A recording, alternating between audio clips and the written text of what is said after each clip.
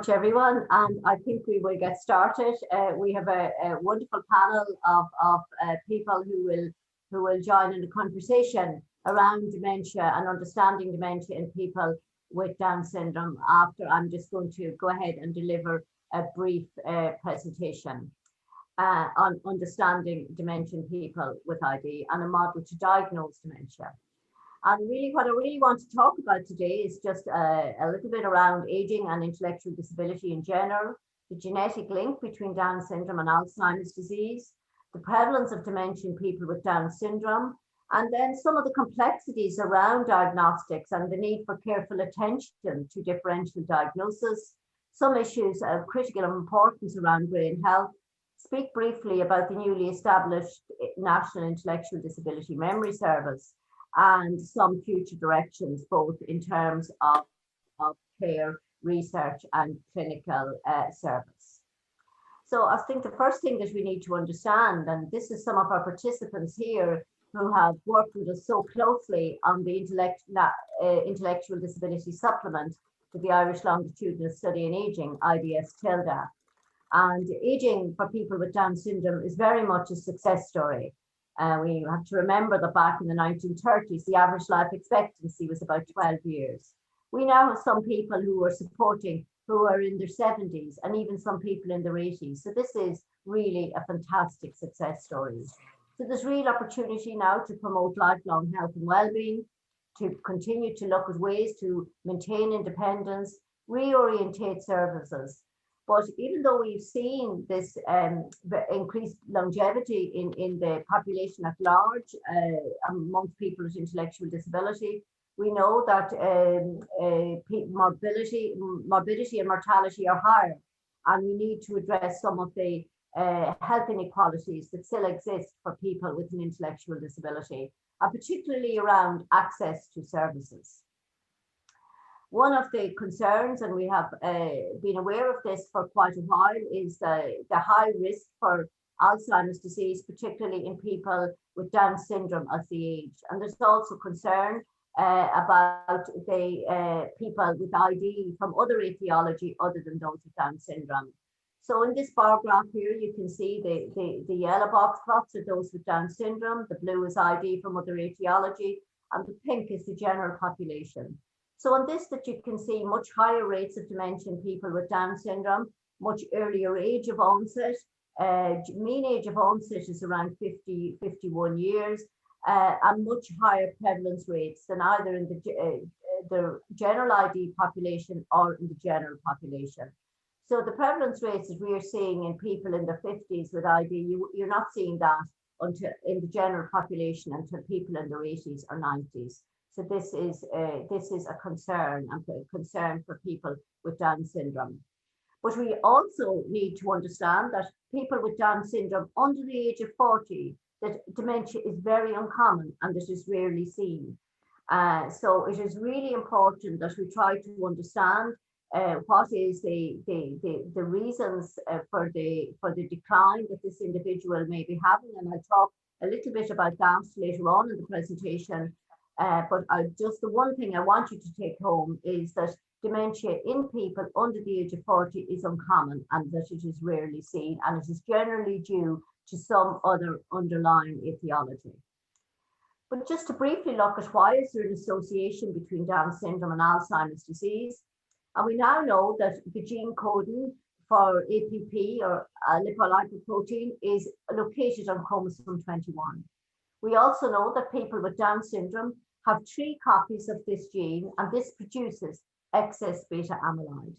And over many years, we now know that this excess beta amyloid leads to amyloid plaque formation and eventually Alzheimer's disease. So this is probably one of the most overriding reasons that people with Down syndrome are at increased risk of Alzheimer's disease, and they're probably one of the largest genetically predisposed population to develop dementia. So really efforts to try either, I suppose, in the future to research, either to slow down or prevent the production of amyloid or to get rid of amyloid when it is produced is going to be really key and important. But diagnosing dementia in people with Down syndrome is highly complex. And we know that assessment tools in the general population are not appropriate for people with learning disabilities. And many of you may be familiar with a common tool known as the mini mental state examination, or the MMSE. But this assumes the pre-morbid level of functioning to have been within the average range.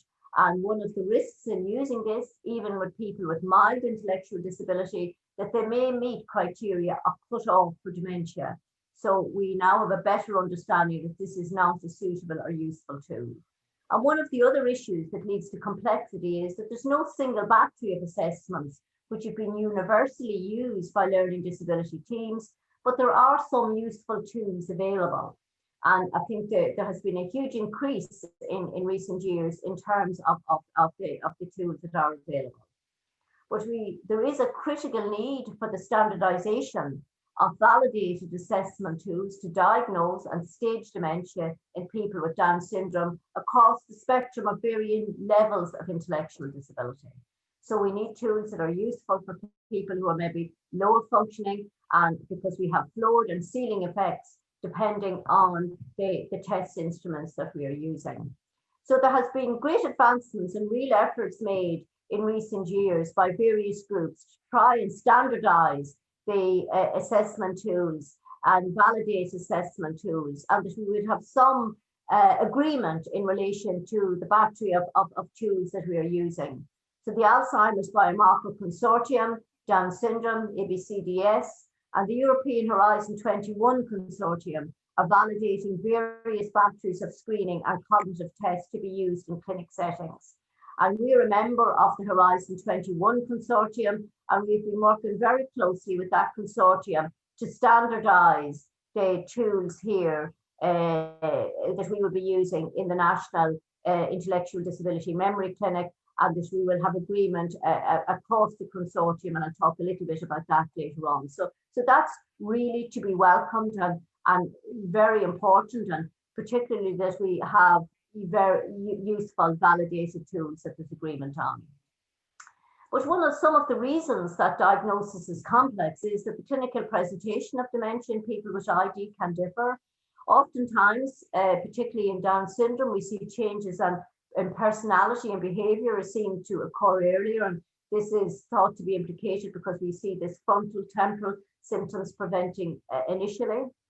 The standardized tests often prove difficult and inaccessible, and there very often is communication difficulties for all involved, both from the persons with ID's perspective, but also for professionals who are working in memory clinics where people with intellectual disability or Down syndrome may wish to go to.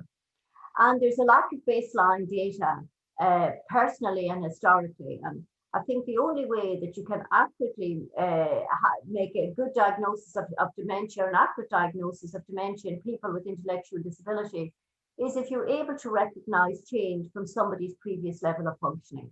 So if you don't have an understanding of what somebody could do prior to these changes, it's very difficult to make a diagnosis. And unfortunately, because there's a very high staff turnover, this sometimes limits symptom recognition.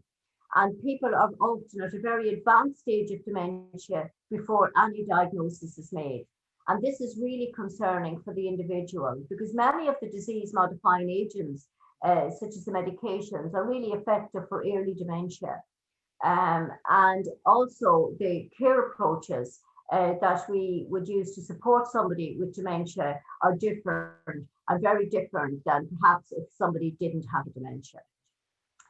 I think I can't overemphasize the importance of a brain health check, and we're trying to move away really from, in many ways, talking about dementia screening as such, even though in some ways that's what we may need to be doing. But dementia, the word dementia itself is loaded, and it can be very concerning for people with intellectual disability themselves, and indeed for carers and family members.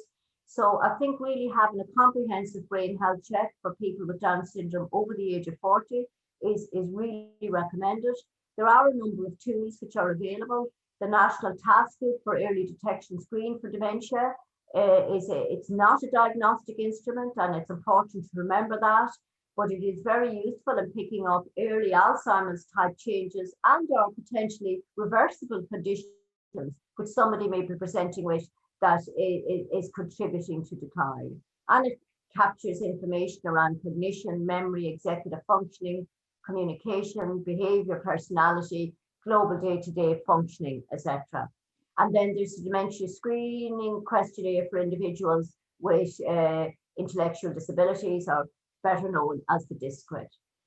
So they're useful instruments which could be used as part of an annual brain health check for this population. But we really do need to pay very careful attention to differential diagnosis.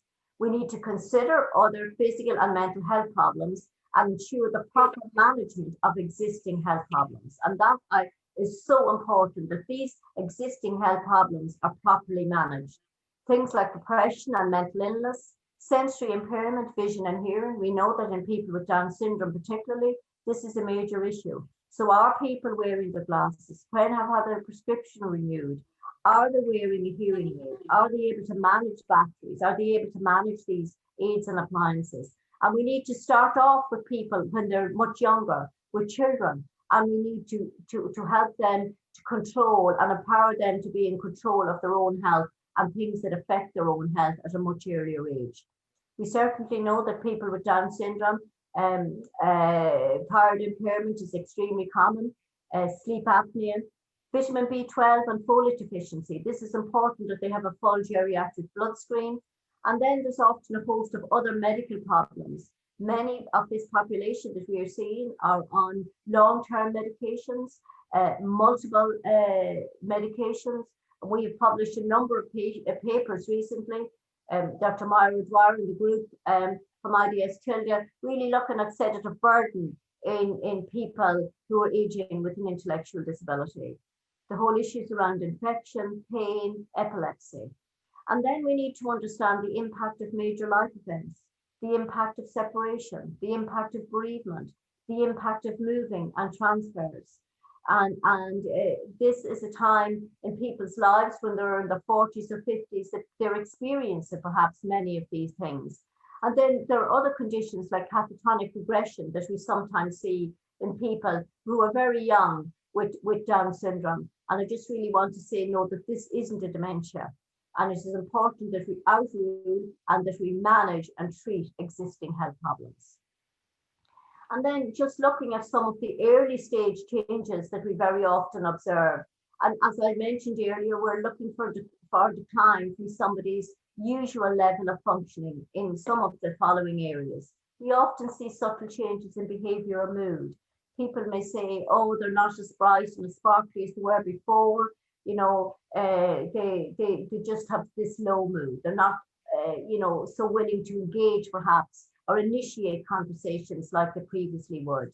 Performance at a day placement or work placement may deteriorate. They may need more assistance than the previously required. They may be presenting with memory problems, perhaps for recent events. And somebody may say, you know, Mary always knew that Friday was swimming and she packed a bag and she would always have that ready on a Thursday. But we see now that she's confused about that and forgetting particularly recent events. Ability to learn new information may be affected. The person may have language and word finding problems, so they have difficulty with naming. There may be a decline in social community and just daily living skills. We see a lot of the basic day-to-day living skills may be problematic. And then sometimes there is disorientation and people can have, find difficulties with wayfinding, difficulties even often in the house. And then we often see difficulties with, we see gait dyspraxia. We see difficulties sometimes with stairs or with steps or with curbs, but very often due to perception difficulties and the classic gait dyspraxia that we see in this population. So having a comprehensive diagnostic workup is just so key. A really good in-depth history, physical history, social history, work history, mental health history, full physical examination, vital signs, urinalysis, vision and hearing tests, and the blood work that I spoke about. Neuroimaging, and we need to look at the role of neuroimaging, particularly CT and MRI scanning. And I'll talk a little bit more about advances that has been made around some of these areas. And of course now we know that there's now available two of the major hallmarks of Alzheimer's disease, of course, are amyloid plaques and neurofibrillary tangles. And we now are able to identify these through scanning. And then we have our various psychological testing using a combination of informant and objective-based measures. And then correlating cognitive decline with new and innovative biomarkers. And I think this is really exciting for this population. We need to understand the role of existing biomarkers and to validate new biomarkers to assist with differential diagnosis in the clinic setting. And I think there's very promising work on amyloid PET and tau PET biomarkers in adults with Down syndrome and the relationship to clinical diagnosis, and blood-based biomarkers. I think this is very exciting. And the like of neurofilament light, or NFL, is an excellent measure of neurodegeneration, and there's a strong correlation with brain atrophy and clinical status. And Dr. Emer McGlinchey, who is on our panel, will speak a little bit more about that. And this is very exciting work, which we will be undertaking at the National Intellectual Disability Memory Clinic. And Professor Sean Kennelly, who's the clinical director, has a great experience as well in these markers and in the general population, and we will be able to use that knowledge. And this is just some data from a lifetime prevalence study, 20-year longitudinal study, which we conducted in a small population of people with intellectual disability. And really, I suppose this really tells a story. The risk of developing dementia at 50 years in this population was 23%, but the risk increased substantially to 45% at 55, and then to 88% at 65 years. So, I mean, this really speaks for itself in terms of the high risk that people have as they age. This dementia and comorbidities from this population here, you can see the very high level of comorbidities that this population presented with. Almost 80% of them developed new onset epilepsy, hypothyroidism is very high, vision very high, hearing and depression, as well as cardiac disease at almost 30%. So these are really critical comorbidities that are very prevalent in this population that also need to be treated because they will have a major impact on people's quality of life as they live with dementia. And this is just here showing you the dementia. You can see here, there's almost a linear line here on a correlation between lifetime prevalence of dementia and new onset seizure activity. So you can see here, the blue line is the development of dementia, and the red dots on line is the development of new onset epilepsy. So we're seeing a very high prevalence of new onset epilepsy in people with Down syndrome. This is different to what we see in the general population. We're generally seeing around 11% prevalence of new onset seizures in the general population who develop dementia. So this is also quite different. Just looking at dementia and mortality in people with Down syndrome, I think earlier studies we would have felt that mortality was that people was quick and that people didn't live very long with dementia. The red line here, you can see here that there is about a median duration that people survive with dementia is about 7.1 years. 50% of the population lived for that period of time, but 50% of the population also lived well beyond that time, with some of them living to 15, 16 years. And this is not, and this is because really probably of very good care and different social situations than previously have been in. So this is, I think, important because this is an important issue for us in terms of how we support people, particularly with advanced dementia. So just to summarize, there's a substantial increase of dementia in people with Down syndrome over the age of 50, but survival is less precipitous than previously reported. We know they seem to think that the rate of progression now varies amongst individuals, and that's interesting in its own right. The anecdotal reports of people with Down syndrome falling off a cliff really do reflect unusual cases. There's a high risk of new onset epilepsy. Level of learning or intellectual disability has little impact, and there is increased survival at advanced dementia. And as I said, that is important for us with respect to care. But one of the big issues is what has been around addressing the inequity in service provision for people with ID with memory concerns. And certainly when the Irish National Dementia Strategy was being developed, this was something I was quite concerned about and was very pleased to have an opportunity to input, and that we got people with intellectual disability specifically mentioned within the strategy.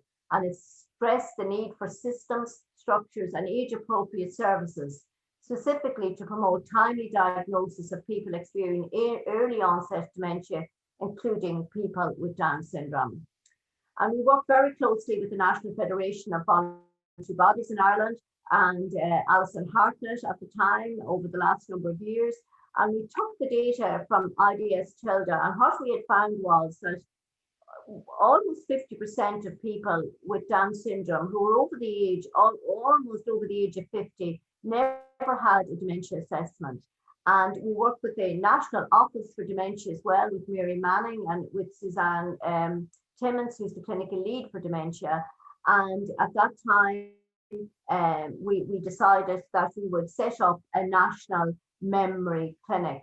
So there are some very good and well-developed services in Ireland already, but like services at perhaps St. Michael's House, the Daughters of Charity, we have some good services in Cope and in the Brothers, but they're only supporting people within their own organisation. And many people, there's great inequity in terms of the level of support that people are able to receive.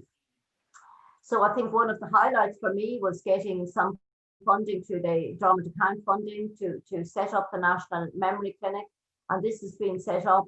We've signed a recent MOU between Trinity College, Tally University Hospital, and the Daughters of Charity Disability Support Centre. Because we needed to bring the expertise that already existed within the ID sector and work very closely with the generic memory system as well. And I think this has been a really learning from both fields, I think, which is really, really key and important. And this is Professor Sean Kennelly here, who's in the centre of this picture, is the clinical director. Dr. Jeanette Turl, who'll be a panel member for today, is a intellectual disability psychiatrist.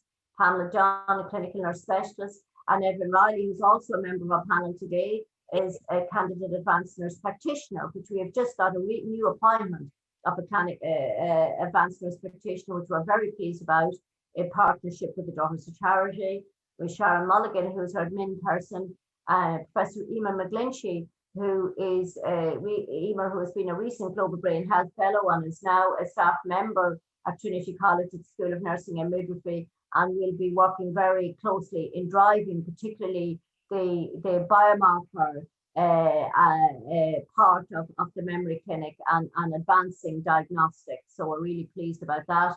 And then Marianne Fallon, who is with the Brothers of Charity, who's working very closely with us around the development of education and resource, etc., and has huge experience and will also be a panel member today. So it's a hub and spoke model really we're looking at. So it is based at Tally University Hospital, and we have, as I said, it's in partnership with the Daughters and Charity Service and in Trinity, and really set up to diagnose dementia in people with ID, harmonising diagnostic procedures, including diagnostic workup, clinical investigations, neuropsychology, biochemistry, blood, imaging, etc., and defining common criteria for the diagnosis of Alzheimer's disease. And we are attached and working very closely, as I said earlier on, with the Horizon 21 group. So it really is trying to set the gold standard. And really what we're trying to do then is to support other areas throughout the country.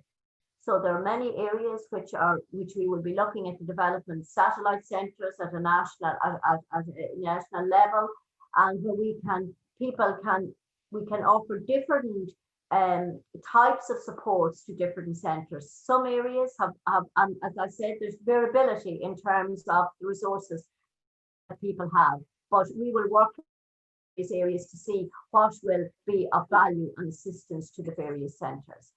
So people can refer to the National Memory Clinic, get a letter from the doctor to Professor Sean Kennelly, and we will see them at that clinic, either for a brain health check if that's what's required, or they may require a full assessment, or they may require support around somebody who has already got a diagnosis of dementia and the one specialist advised perhaps in terms of medication or in terms of other key issues. So we then, the two nurses really do a lot of the initial assessment.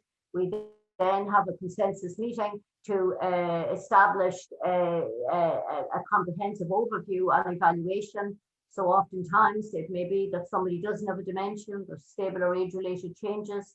It's questionable, but there's complications. There's some concerns, but it may be due to like a mental or physical health condition or environmental or life events. We may be querying dementia. There's still substantial decline of late onset, but we're not fully sure that it definitely is a dementia.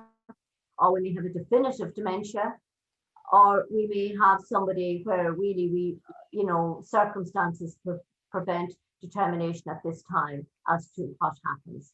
But they will fit within the system then once they have had been referred. We have a whole host of easy read materials which have been developed both around to support people who have had a diagnosis and to understand what is happening and to in relation to breaking bad news, etc. So there's a whole suite of information available. In terms of future directions and questions that really remain unanswered and really important questions, we have talked about the very high risk of dementia. And the fact that people with Down syndrome by the age of 40 have the key neuropathological hallmarks of AD, and yet many will not present with the clinical features of dementia until they're much later, until they're much older. So really it is, why do some individuals with Down syndrome are they far more vulnerable than others? And we need to have a much better understanding around that. And as I said, we need to develop the skills in dementia recognition and assessment and validate diagnostic standards. And we need to determine what specific neuropathology actually causes dementia. I think there's significant opportunities for boosting cognitive reserve through education, exercise, cognitive stimulation and social engagement. And then most critically, we need to develop responsive and humane services for the changing needs of this increasingly at-risk population. And our future masterclasses is really going to focus on some of these issues. But we need a greater understanding of dementia and the amyloid cascade hypothesis. And is it beta amyloid production that's driving the risk of dementia in people with Down syndrome, or are there other factors? And I've spoken a little bit about the role of neuroimaging, and particularly amyloid and tau PET scanning, and what role will biomarkers play, and how will they assist us with respect to diagnosis? And could something like a simple blood test help to determine the risk for developing dementia in people with Down syndrome? And what further markers could signal progression and decline in this group? We need to include people, the voice of people with Down syndrome in the conversation. And this is Mei Lin Yap, and Mei Lin worked very closely with us. And this is what Mei Lin had to say. Like everybody here, I have dreams for the future. There are things I want to do. And I know dementia might play a part in my life too. So when you start talking about dementia, I want to be included in that conversation. I want to be included in the conversation about my future. I want to be empowered so that I can choose how to reduce the risk of dementia. But there is some good news. I think we're developing better systems around diagnosing and managing and preempting and preventing. And there is really good collaborative efforts now across Europe and across other countries. And we're really getting ready, trial-ready cohorts, but we need good validated instruments and good biomarkers, etc., to assist us to do this. And this is the group here that I spoke about, the Horizon 21 group, which we are part of here, and particularly led by Dr. Andrew Stryden from King's College London, but a fantastic work happening here around both biomarkers as well as the standardization of assessment protocol. And we're very delighted to be part of that. But we want to ensure that people with Down syndrome have the opportunity to be involved in dementia research, particularly research around prevention. And we need to focus research at a much younger age. And really, we're very pleased to have somebody like Dr. Emer McGlinchey join the team, who is going to drive this for us. Many of you may be familiar with the Prevent Dementia study, which is a UK and Ireland-wide study looking at people in the general population between 40 to 50. And it really includes, its really main aim is to identify the early signs of dementia. And many scientists believe that these occur in the brain decades before symptoms occur. So it includes a whole host of tests around memory assessments and clinical examinations, as well as neuroimaging and genetics to track how the brain changes through middle life. And we're really with the hope of finding new ways to predict who is the greatest at risk of dementia, so that we can intervene and prevent the disease taking hold. And my concern has been that despite the fact that we know that people with Down syndrome are amongst the world's largest genetically predisposed population to develop dementia, they have been seldom included in prevention trials. So this is a real concern.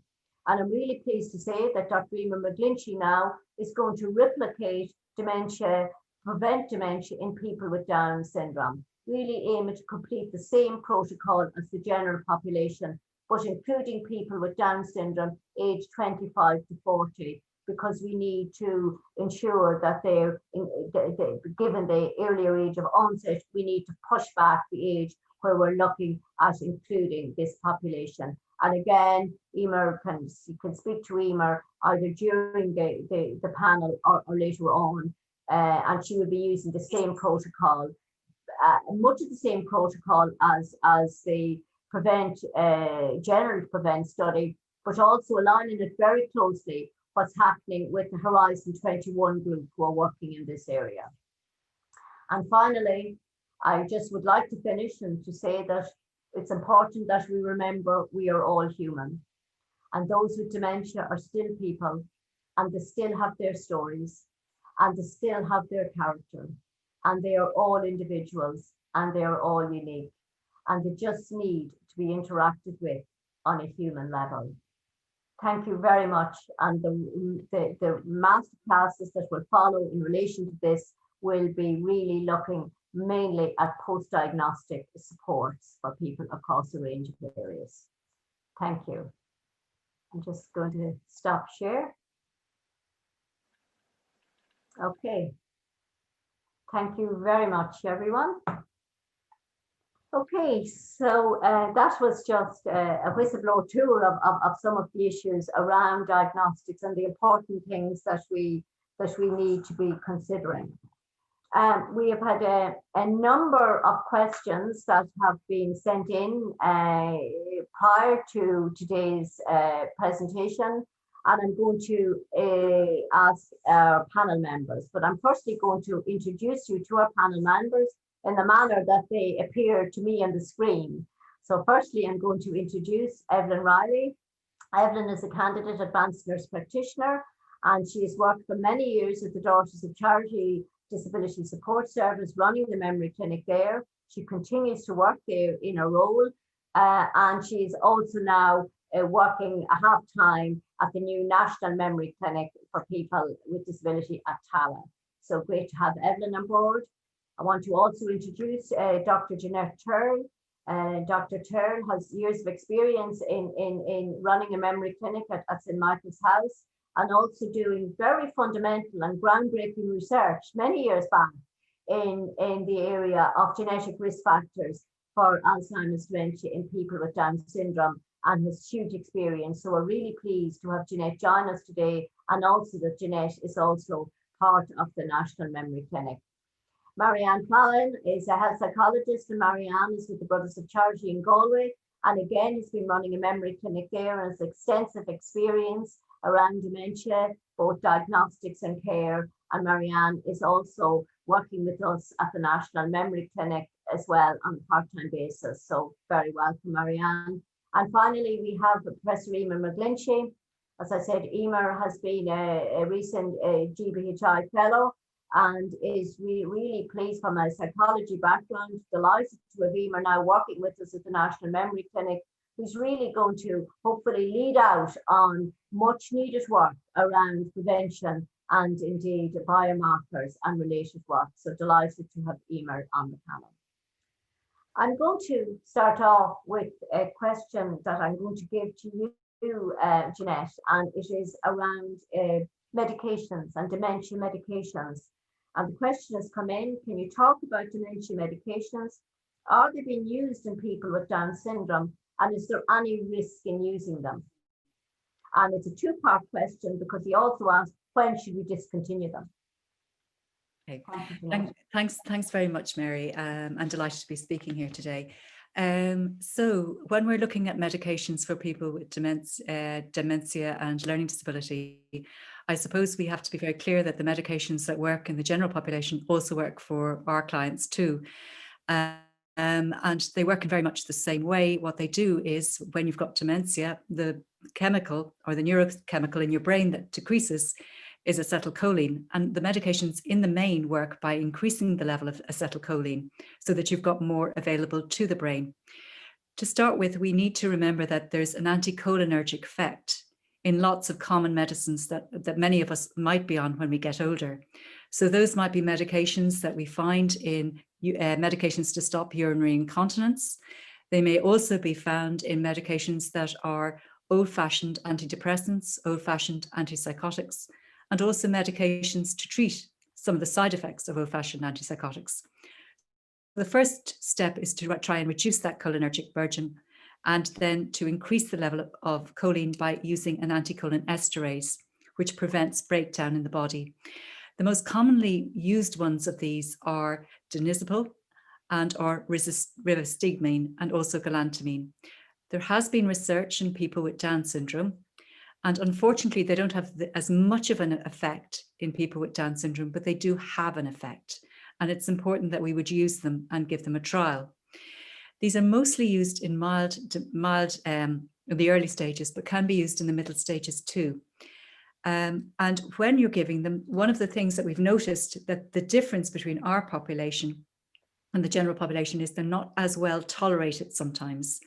So in the main, a lot of our clients can tolerate them really well. They might have a little bit of a tummy upset from starting them, but no more so than with any other medication, because you always have side effects to some extent.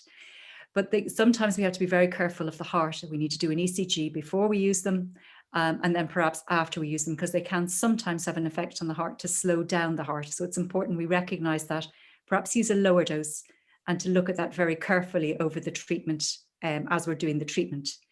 The other medication, which it works in a slightly different way, is called memantine.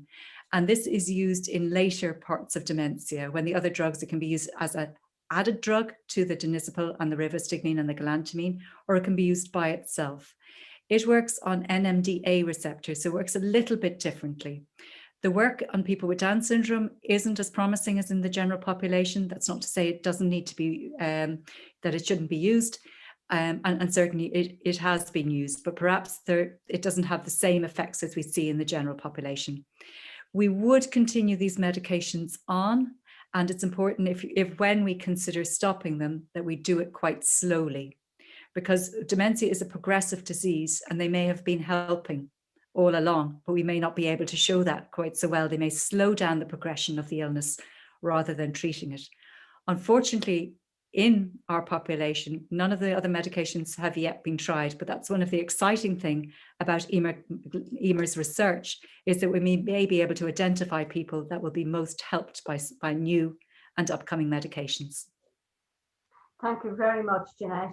And just a further question came in to the question answer box just as you were speaking, and that was, is there a correlation between memantine and a person refusing to eat and drink? So memantine, I guess, and I saw that question too. Memantine is usually a drug used in the middle stages of dementia, or so when you've had some progression of the illness. And certainly as the disease progresses, you will have other factors coming in, such as increased swallow difficulties, increased difficulties in cognition, increased difficulty in lots of other areas or modalities of life. So it could be that the mantine was coinciding, and the refusal or the lack of wanting to eat or drink might have come in at that stage. So it would be important to go back to the treating person or the person who prescribed the medication and ask them about it. But certainly I would think it's more to do with the level of illness that the person is at rather than a side effect of the medication per se. But in all the advice I would give is always go back to the treating doctor to see and to let them know whenever you're having perhaps a side effect or any problems with medication. But in general, I haven't seen that myself. Yeah, and we do know that, of course, swallow becomes compromised in the later stages of dementia. So it may be just, as you say, a symptom of just dementia progressing. And it's really important that we have a thorough swallow assessment and that we involve our speech and language therapists in this and get a proper assessment, speech and language and swallow assessment done. Because dysphagia, oral and pharyngeal dysphagia are very common. And oftentimes people don't even sometimes recognize, and I know we have our masterclass next week is really going to focus on the whole area of eating and drinking and people who, and in particular, looking at issues like swallowing difficulties. Jeanette, one final question for you, which has come in. We have a lady that has a new onset epilepsy and starts on Keppra, and her behaviours appear to have really increased. She's more agitated and distressed. And have you experience of using this type of drug with this population? So I think that we have different experiences from the neurologists on using levetiracetam, otherwise known as Keppra. I think that the evidence for neurology is that this is a very well tolerated, very effective anti-epileptic that's used in the general population with very good effects. So it's usually a first-line treatment. In our population, however, we've increasing anecdotal evidence of people having behavioral side effects to this medication, perhaps because the brain structure is a little bit different, but certainly there are reports of people not tolerating this medication as well and having quite marked behavioral difficulties. So what we would tend to use in practice is we would tend to use more old-fashioned anti-epileptic drugs. But I suppose it depends on the severity of the epilepsy, the need to get that epilepsy treated right. And it's a balance usually between just deciding what is the most difficult part of that person's presentation. Is it the epilepsy or is it the behavior? If it's the epilepsy, then you want to make sure you get that right. So you will be using the levetiracetam. If, on the other hand, the behavioral side effects are such that you want to consider it, I would go back to the prescribing neurologist, describe the problem, not take the person off the medication in the meantime, but just describe the problem and ask them, is there any other anti-epileptic drug that could be used? And then I suppose that neurologist or prescribing doctor would then balance up the side effects, the risks, and come back to you. But in general, we have seen this ourselves, but it is a very good anti-epileptic drug, and that's why it is being used quite in widespread use. Thank you very much, Dr. Chell. That's fantastic. And thank you for giving us such great information there. Okay, I'm going to move now to Professor Emer McGlinchey. So Emer, a number of questions have come in before today's masterclass, and in relation particularly to biomarkers. And the first question is, could you explain how biomarkers will add to the field of dementia for people with Down syndrome? Sure, and I know there was just another question in the box here on how to measure biomarkers, so I might just answer that quickly first, where depending on the biomarkers, you could measure it in something like blood or using neuroimaging. So Mary mentioned neurofilament light, which is a biomarker of neurodegeneration, but that also looks like it could be useful in detecting Alzheimer's disease. And so that can be measured in blood. And then there are other markers that could be measured using PET or MRI. And so in terms of then explaining how biomarkers will add to the field, in Mary's presentation, she spoke about the need to move to preempting and preventing Alzheimer's disease. And this is where biomarkers are going to be really important, and where we really need to make sure that people with Down syndrome being included in these type of studies. So in the Alzheimer's clinical trials, the most common approaches so far have been drugs directing at either reducing amyloid load or clearing amyloid beta. So whether this is intervening downstream using anti-amyloid antibodies or upstream using BACE inhibition. But so far, these haven't really been very successful. And in the news just recently, in the last few days, there's been a new drug called aducanumab that a lot of people have put a lot of hope in, has had another setback, and after a review. So really, and Mary mentioned this as well, that the way forward is really to intervene at the very earliest stage in the pathological process, so the very earliest stage of the disease. And this preclinical or prodromal phase, in which it's pre-symptomatic, so no one has any symptoms, it's likely that this begins decades before there are any symptoms at all. And so in sporadic Alzheimer's disease, or in the general population, this is really difficult because it's very hard to guess or to understand who will develop symptoms 20 years earlier, 20 years previously. And so, as Mary has said, in a population with Down syndrome who have a genetic predisposition to Alzheimer's disease, that is the reason that this population needs to be included in these type of biomarker studies and in these type of biomarker trials. Up until now, this hasn't really happened. And one of the reasons is really a form of discrimination because of the coexisting intellectual disability and from a paternalistic way. But it was also because until recently, we haven't had good biomarker data or validated measures of clinical outcomes in people with Down syndrome. So in order for people with Down syndrome to be included in these clinical trials or intervention studies that might help to prevent dementia, we need to first understand what are the biomarkers that are most closely related to the disease progression, and also what's the correlation between some of these different biomarkers. So what's the relationship between amyloid and tau and neurodegeneration throughout the whole Alzheimer's disease continuum? So at the very earliest stages of Alzheimer's disease, how are these different markers related?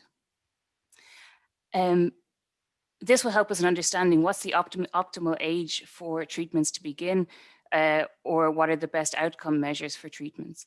And so Mary also mentioned that in recent years, there's been a lot of development in this area, and with consortiums like the Horizon 21 European Down Syndrome Consortium and the ABCDS in the States, there's really been a lot of work in collaborating between different projects. So this is really going to help in building our numbers so that we can find out more about this, and also getting us prepared so that people with Down syndrome can be included in future clinical trials.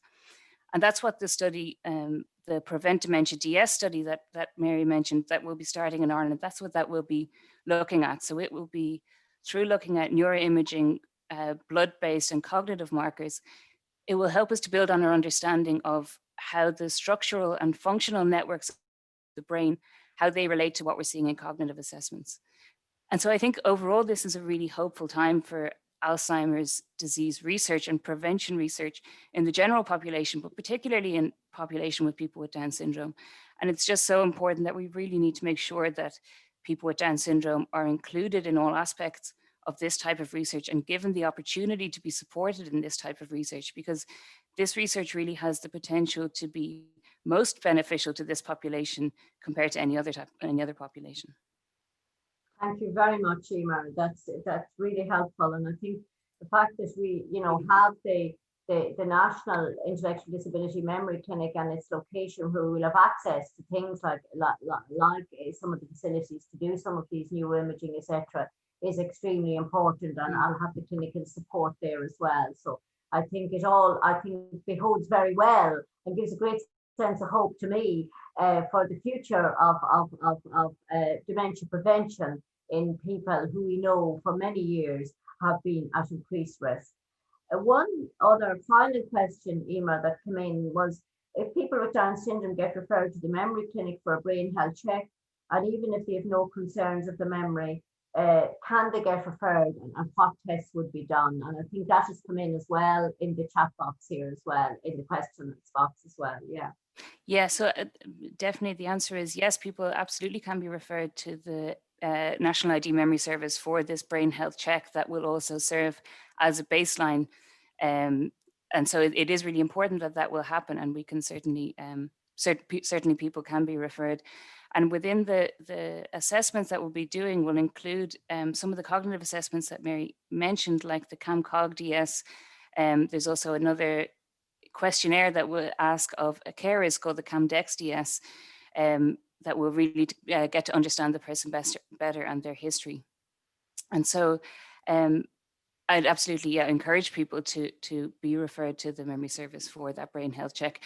And it can also we can also develop a personal prevention plan for individuals to really promote brain health and optimal brain health. Okay, thank you very much, Emer. And that is one of the things that we'll be doing, is developing a bespoke personal protection plan around brain health for individuals who come for that assessment. So thank you very much.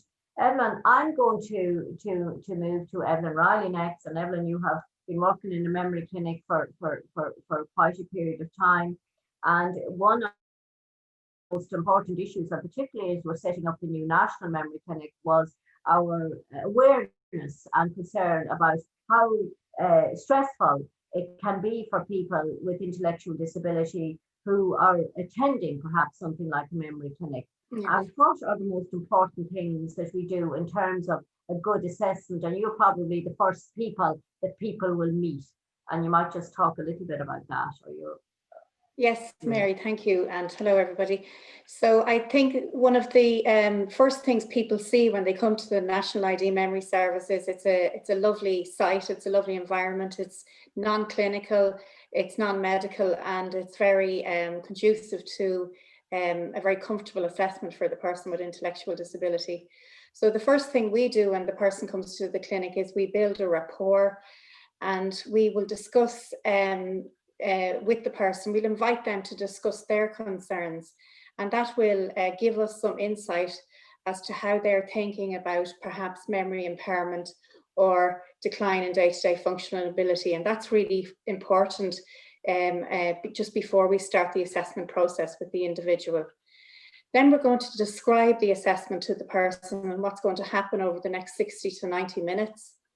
And as you alluded to earlier on, Mary, we provide easy read material about what happens at the memory service, what will happen when they arrive. And the easy read material also discusses the assessment process. And throughout the assessment process, we are observing the person, making sure that they're comfortable and they're happy, and that there's no evidence of distress or anxiety during the assessment. And it's really important that we put the person at ease throughout the whole assessment experience. And overall, we make the experience of the assessment fun, and that's really important for people with intellectual disabilities.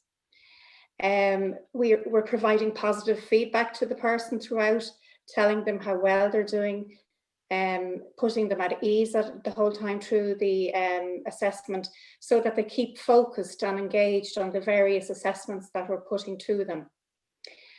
Towards the end of the assessment, we will provide positive feedback, and this is really important for people with ID because they need to feel that they've done well in the assessment, and indeed that they're happy to return when they're finished, that they'll return perhaps in a year's time, and that they know that they've had a fun experience during the assessment.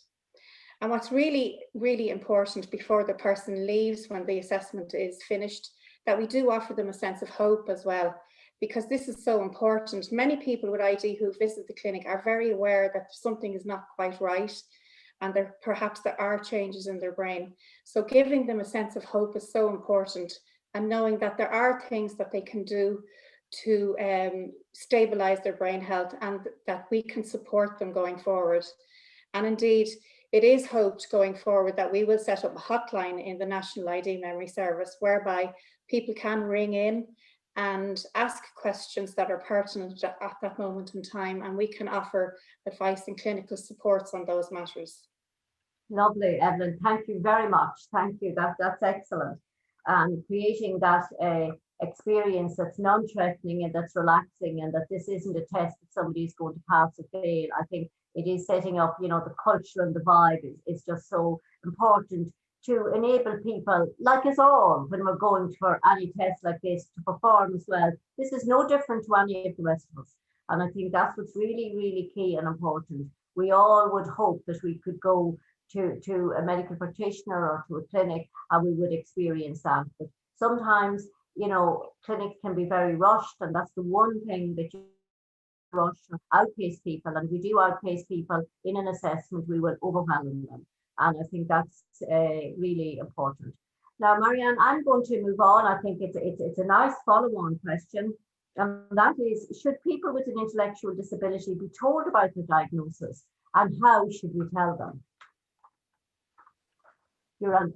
Can you just unmute, Marianne? Thank you. Sorry, thanks, Mary. Yeah, that follows on well from Evelyn's piece, and thanks for that, Evelyn. I suppose people with intellectual disability have the same rights to know and make decisions about their health as any of the rest of us do. And also to keep in mind that they have the right to say if they don't want to know about their condition or their diagnosis, if they wish.